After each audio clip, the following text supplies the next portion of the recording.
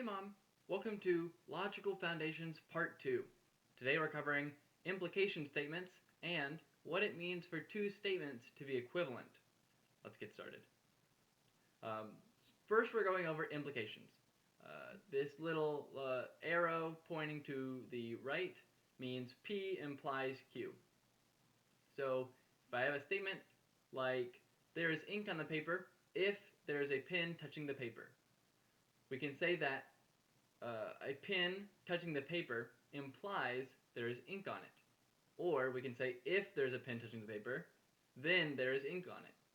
Um, in order to analyze these statements, we only really care about what happens when P is true. When P is false, our statement is automatically true. We call this vacuously true because it doesn't really, it's only really true because it's off topic, right? The word imply uh, really only addresses when the first statement is true. So if the first statement is false, we don't care. So here we see if the first statement is true and the second statement is true, then P implies Q. But if P is true and Q is false, then P implies Q is false, right? For example, if my pen was touching the paper, but the paper had no ink on it, then my original statement would be false, and I would have a broken pen because there's no ink on it. These kind of statements are really useful, and they'll be the basis of how we write proofs in the future. Let's go to the next slide. This concept is much more rare. You don't really see reverse implication used that often these days, but we'll go ahead and cover it anyway. Um, P P reverse implies Q is the same as P implies Q, except we're going to replace the word if with only if. So, for example, I wear a hat only if it is sunny. The reason why reverse implication isn't used very often is because we can very easily change this statement to an if-then statement, right? I wear a hat only if it is sunny is the same as saying it is sunny if I wear a hat, or if I wear a hat, then it is sunny. Right? I wear a hat only if it is sunny. It might be sunny and you're not wearing a hat. And so that kind of thing lines up better with if I wear a hat, then it is sunny. It's saying if you're wearing the hat, it must be sunny. If you're not wearing a hat, I don't know. Maybe it's sunny, maybe it's not. Here's what the truth tables look like for P implies Q and P reverse implies Q. You can kind of see that there's some similarities to them, and they kind of look symmetrical, right? It looks like it looks like P implies Q is P reverse implies Q, but just flipped upside down. That's actually a good observation to make. We can say that P reverse implies Q is equivalent to Q implies P, right? And this kind of makes sense because reverse implication, we think of it as implication, but backwards. That's why this arrow is pointing to the left, and implication arrow is pointing to the right. Point all this out to say, wait, what the heck does equivalent mean? P reverse implies Q is not the exact same as Q implies P. They use different symbols and stuff. Like, that's not the same. So what am I talking about when I say these two are equivalent? Well, they may not be the exact same, but they share some important properties. The most important property that they share is that the most important property they share is that when one is true, the other is true, and vice versa. This makes it so that one can be substituted for the other. One way to prove that two statements are equivalent is by looking at their truth tables. Here, if I have P reverse implies Q, and Q implies P, I can see that when one is true, the other is true, and when one is false, the other is false. Therefore, these two statements are equivalent, and can be substituted for each other. These are really useful whenever we're dealing with something that's difficult to understand, like reverse implication.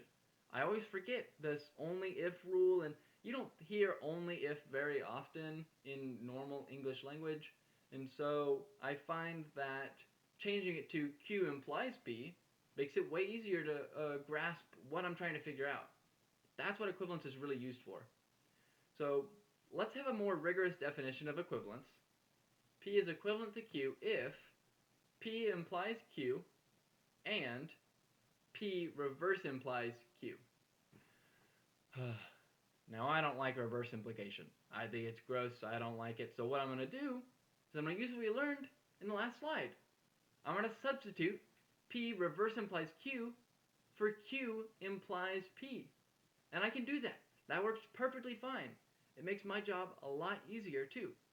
So from now on, I'm going to say equivalence, that P is equivalent to Q if P implies Q and Q implies P. So useful, so handy, because I don't have to remember this only if business. Wonderful. Mathematicians love this equivalence idea so much, they give it its own little phrase and symbol. When two statements are equivalent, we say that P if and only if Q. We also use this little symbol, the little left and right pointing arrows outwards, to say P if and only if Q. I'm going to be using that term a lot in the future, so just go ahead and write that down. Here's the truth table. You might be able to see that P is equivalent to Q only when P and Q are true, or P and Q are both false. This leads us to a secret third way of writing this statement. There we go. P and Q, or not P and not Q. So go ahead and prove that one on your phone in your free time. I think I actually listed in the homework examples to prove this statement. Let's do some proofs with this. Let's proof number one. De Morgan's law. De Morgan was this British mathematician in the late 1800s, I think, who studied a lot of Boolean logic and algebra. And he's got all these laws, and they usually are the form not some statement, and then what is that equivalent to? How do I distribute that not outwards into the other statements? So this one, the first one, or it's usually presented as the first one, says not P or Q is equivalent to not P and not Q. For this proof, we're going to use the truth tables to prove this, because it's just the easiest way to do it. You can go ahead and test that my two columns are correct, but as you can see, all of these are either both true or both false. So for all these examples, we'll either have both statements are false or both statements are true. So it works perfectly fine. That's one way to use equivalence in order to prove a theorem, is using these truth tables. Proof number two, we're not going to use truth tables at all. This is the first proof we've done without truth tables, so pretty exciting. We're going to have if P is equivalent to M and M is equivalent to Q, then P is equivalent to Q. Now, if that was just word soup, let's clear things up. The first half is true. That implies that the second half is true, right? So, important thing is we only care about when the first half is true. We only care about P equal to M, P is equivalent to M, and M is equivalent to Q. We only care about when that's true. So let's just go ahead and assume that's true. So we assume P implies, assume that's true. That whole thing. Then we can say, well, P is equivalent to M. We learned earlier that means that P implies M and M implies P. And the same is true for M is equivalent to Q. M implies Q and Q implies M. So let's pick two of those. I'm going to pick P implies M and M implies Q. we can actually string these together. And we can create a big statement that just says P implies M implies Q. So what that would translate to is, if P is Q, nope. If P is true, then M is true, then Q is true. Essentially, if P is true, then M is true, and if M is true, then Q is true. So you can string that all together. We can squish it all up, and we can say if P is true, then Q must be true. Therefore, P implies Q, right? If P is true, then Q is true. That's the first thing we learned today, was implication. That's what that means. So let's look at the other statement. Q implies M, and M implies P. Remember, we learned all of these little definitions from that first assumption being true. So if Q is true, then M is true, then P is true. So if Q is true, then P is true. Therefore, Q implies P. We did the same thing that we did in the first in the last step. We did that same thing here. So P implies Q and Q implies P are both true. Therefore, P, if and only if, Q. That's it. We proved it. It's been proven. We did our first proof without. I wish I had some party poppers. We could celebrate. We don't. I can't afford that. It's not in the budget. Let's summarize instead. Today we learned how to organize an if-then statement. We defined statement equivalency.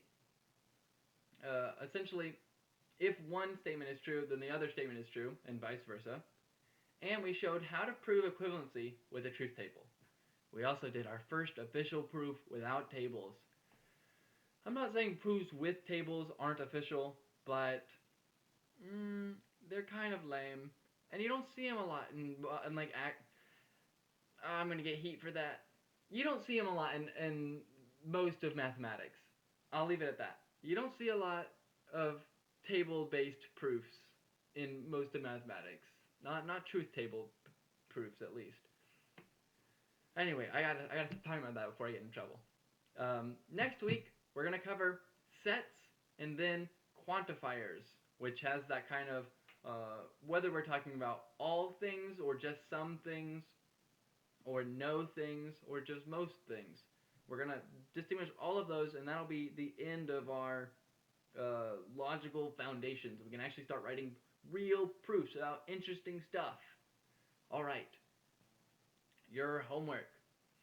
I want you to especially prove this green highlighted statement. I want you to prove that one's true. All four of these you can use a truth table, or you can use just a sentence. In fact, I think a sentence would be nicer, because then it means that you understand very concretely what you're actually saying, instead of just plugging into a truth table and seeing what happens. But don't feel bad if you have to use a truth table. Perfectly fine. The